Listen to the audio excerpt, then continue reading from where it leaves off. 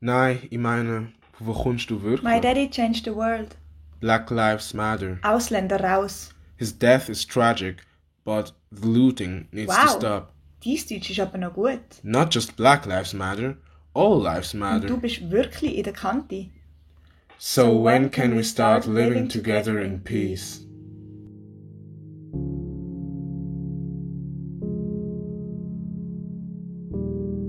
(1619) gehen in Nordamerika die ersten afrikanischen Sklavenschiffe an Land.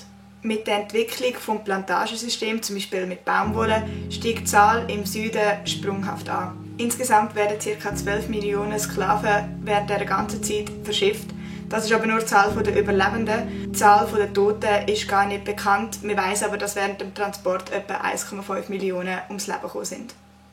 1861 bis 1865 haben soziale und politische Konflikte zum Bürgerkrieg in den USA geführt zwischen den Nordstaaten und den Südstaaten. 1865 haben schlussendlich die Nordstaaten gewonnen und mit dem 13. Zusatz ist die Sklaverei endgültig abgeschafft worden. Als Reaktion auf die Verfassung ist 1866 der Ku Klux Klan gegründet worden. Das ist ein Geheimbund, der extrem rassistisch und mit extremen Massnahmen gegen Schwarze vorgeht und auch vor Mord nicht zurücksteckt.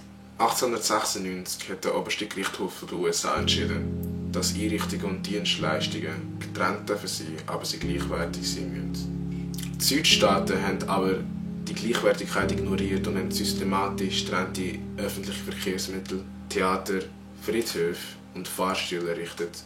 1921 hat eines der grössten Massaker in den USA stattgefunden, bei dem 300 Afroamerikaner ums Leben gekommen sind. Ein Bezirk namens Greenwood District, oder auch bekannt als Black Wall Street, ist von Weißen zerstört und niedergebrannt worden. 1955 hat sich Rosa Parks geweigert, ihren Busplatz für eine weiße Person aufzugeben. Das war ein Schlüsselmoment für die Protestbewegungen gegen die Rassentrennung. 1957 verabschiedet der Kongress den Civil Rights Act. Das ist das Wahlrecht für Schwarze. In den 1960er Jahren ist die USA vor allem von zwei Aktivisten beeinflusst worden. Zum einen der Martin Luther King und zum anderen der Malcolm X. Sie haben zwar verschiedene Vorgehensweisen gehabt, aber sie haben sich beide gegen die Unterdrückung und soziale Ungerechtigkeiten gegen die Afroamerikaner in den USA eingesetzt. 1968 ist mit der Malcolm X Black Power Bewegung gegründet worden. Das Zeichen für die Black Power Bewegung war eine schwarze Faust. Bei der Siegerehrung der Olympischen Spiele in diesem Jahr ist das Zeichen zum ersten Mal international bekannt worden, als zwei Afroamerikaner ihre Faust in die Luft gestreckt haben. 1989 wird der Colin Powell der erste schwarze Oberbefehlshaber in der US-Armee. 2001 wird er der erste schwarze US-Außenminister. 1992 hat das Gericht in LA 4 Polizisten freigesprochen, die den Afroamerikaner Rodney King misshandelt haben. Nach dieser Entscheidung ist es zu Unruhe gekommen und bei diesen Demonstrationen sind 59 Menschen ums Leben gekommen. 2020 wird George Floyd bei einem gewaltsamen Polizeieinsatz getötet. Sein Tod hat für Schrecken und Empörung gesorgt und hat zu einer Black Lives Matter Bewegung geführt mit Demonstrationen und Protesten.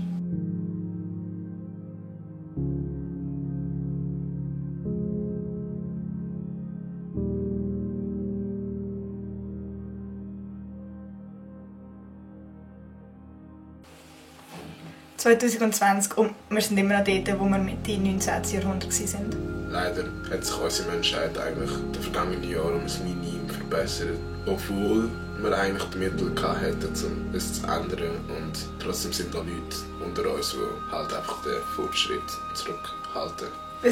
Der Grund, wieso wir dieses Video machen, ist eigentlich fucking traurig. Und zwar, wenn wir ein Video machen wegen einem Problem, das immer noch in dieser Gesellschaft besteht, wo komplett nicht gerechtfertigt ist und wo eigentlich schon längst kein Thema mehr sein sollte. Ich meine, das Symbol, die Faust, die schwarze Faust, es ist ja traurig, dass 50 Jahre später wir genau das gleiche Symbol immer noch brauchen, also ein Jahrhundert später halt.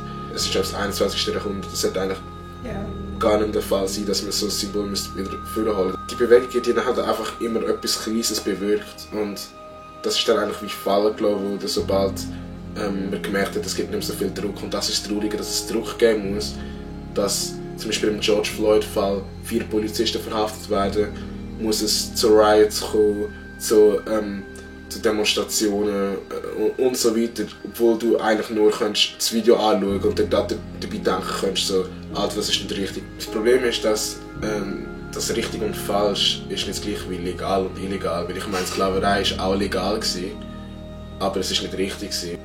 Ja, ich glaube eben, dass es auch viel mit der Geschichte zu tun hat, sei es jetzt eben Mann oder Frau oder sei es jetzt kommt es drauf auf Kultur, aber das ist alles noch Zeugs, das mit der Geschichte zu tun hat, dass wir heute so denken, wie wir denken oder wie halt je nachdem noch viele Leute so denken. Und das müsste sich jetzt einfach ändern. Und anstatt dass wir immer auf die Geschichte beharren und immer mit dieser Geschichte mitgehen und sagen, ja, kommt halt von dieser Geschichte, dass wir einfach mal einen neuen Cut ansetzen und finden, ja, und jetzt denken wir mal anders. Und jetzt machen wir einen neuen Cut in dieser Geschichte und ab dann ändert es sich. Aber wir stützen uns immer wieder auf die Geschichte und sagen eben, ja, schon früher hat es die Proteste gegeben, ja, schon früher hat es Zeugs gegeben, die nicht so geklappt hat, schon früher hat es Massaker gegeben.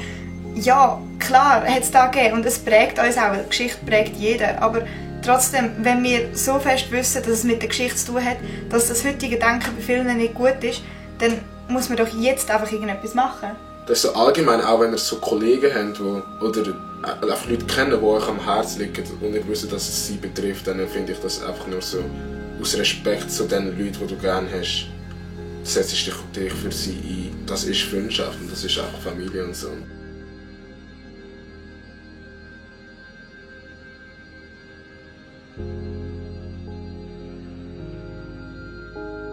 Jetzt ist so, das erste Mal wird es zu einem Thema, wo plötzlich alle merken, es betrifft nicht nur Amerika, auch wenn der Auslöser in Amerika war.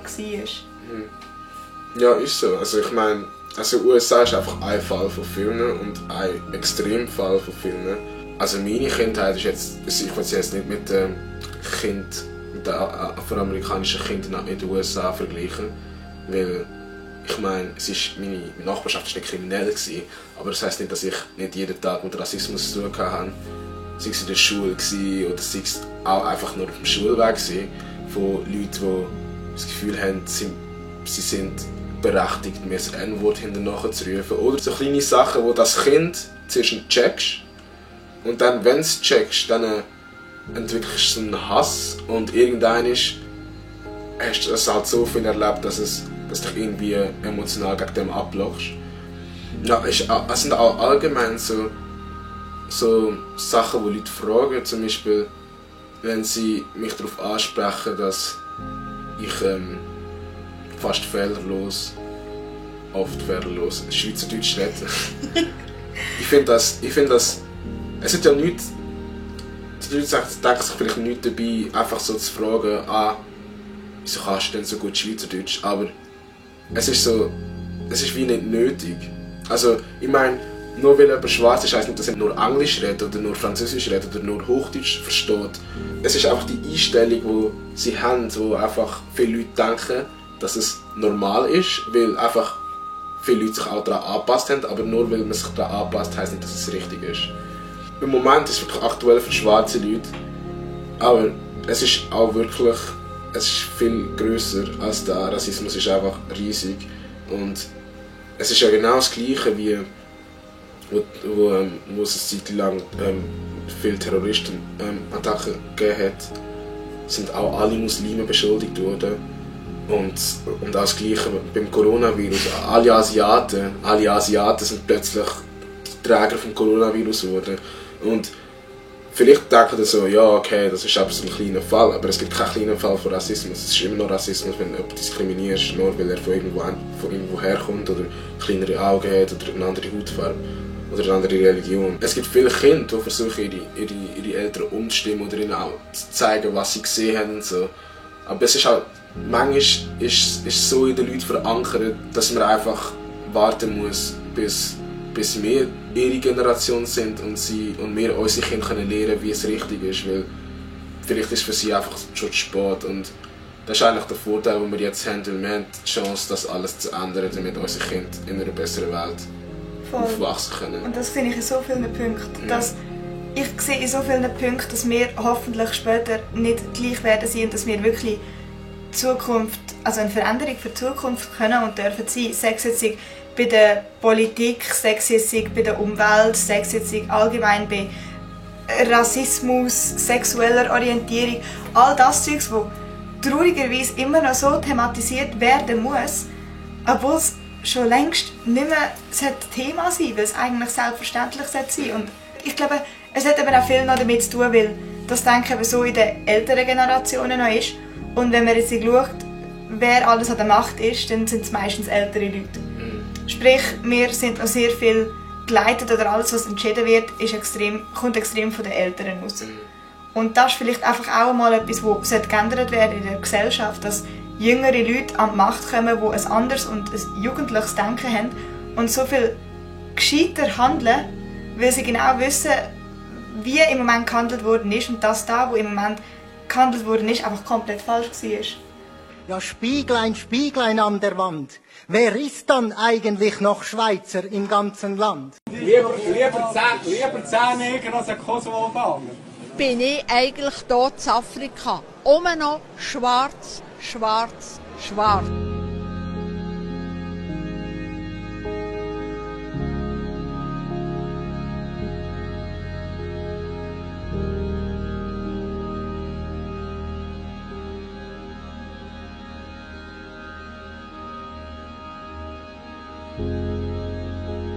In diesem Land haben wir es nicht nötig, über Rassismus zu diskutieren, weil Herr und Frau Schweizer sind keine Rassisten. Basta!